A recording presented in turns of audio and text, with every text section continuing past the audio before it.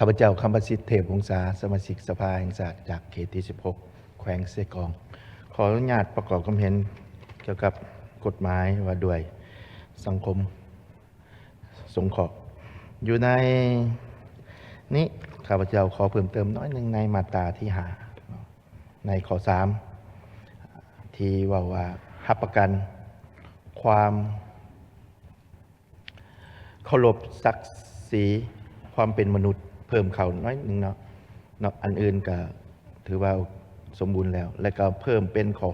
6ซึ่งจะเขียนว่าหลักการช่วยเหลือตนเองซึ่งเน้นใจให้ผู้รับบริการสามารถพึ่งพาตนเองให้ได้ในระยะยาวและอีกมาตราที่6ในมาตราที่6นี่ในเนื้อหานี่มันจะเว้าเรื่องการปฏิบัติหลายกว่าในรายละเอียดเนาะแต่ว่าสังเกตเห็นว่าเกี่ยวกับพันธะที่จะเว้ารวมๆมันควรจะแมนบทบาทหน้าที่และความรับผิดชอบของประชาชนทุกคนในการมีส่วนร่วมเพื่อสร้างสังคมที่เท่าเทียมหรือมีสิทธิ์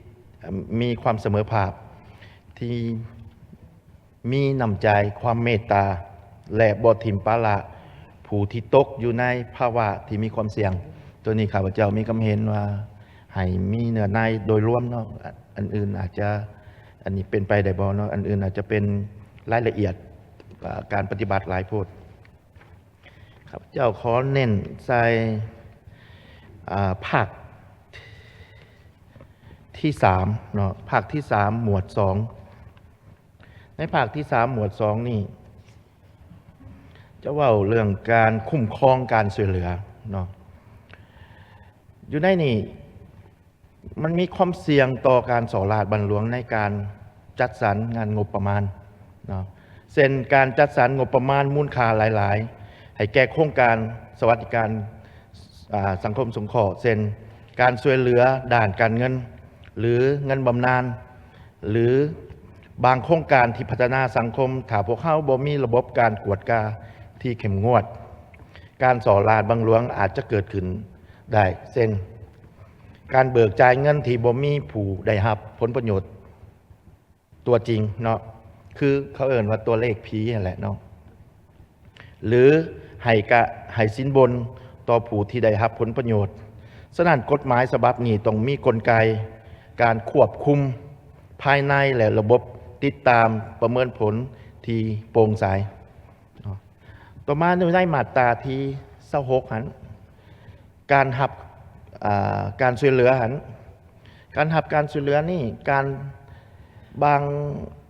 อย่างมันการนำใส่โครงการสวัสดิการสังคมในการฟอกเงินนี่นะบางกลุ่มอาชญากรรมนี่อาจจะแทรกแซงโครงการดังกล่าวได้เนาะเช่นการสร้างตั้งองค์การกุศลปลอมขึ้นมาเพื่อหับเอาการบริจาคหรือ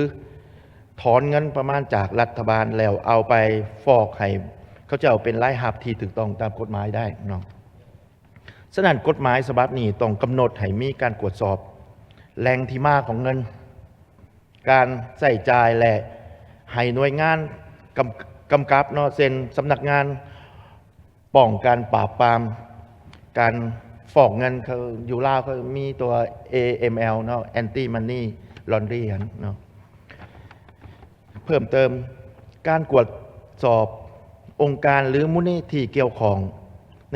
ในองค์การสังคมสงเคราะห์นี่พวกเขาต้องมีการจดทะเบียนการรายหับ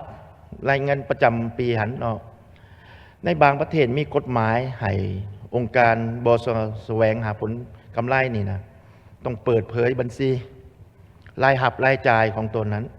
บอกการเงินที่ต้องป้องกันว่าการฟอกเงินหรือการสนับสนุนที่กิจกรรมที่ผิดกฎหมายให้ได้เนาะและก็ควรร่วมกับหน่วยงานที่ต่อต้านคอร์รัปชันหรือในหลายประเทศกฎหมายสังคมสงเคราะห์นี่เขาจะมีร่วมมือกับหน่วยงานต่อต้านคอร์รัปชันหรือหน่วยงานป้องกันปราบปรามการฟอกเงินบ้านเฮาเองเนาะก็อยากให้มีกำหนดในมาตรา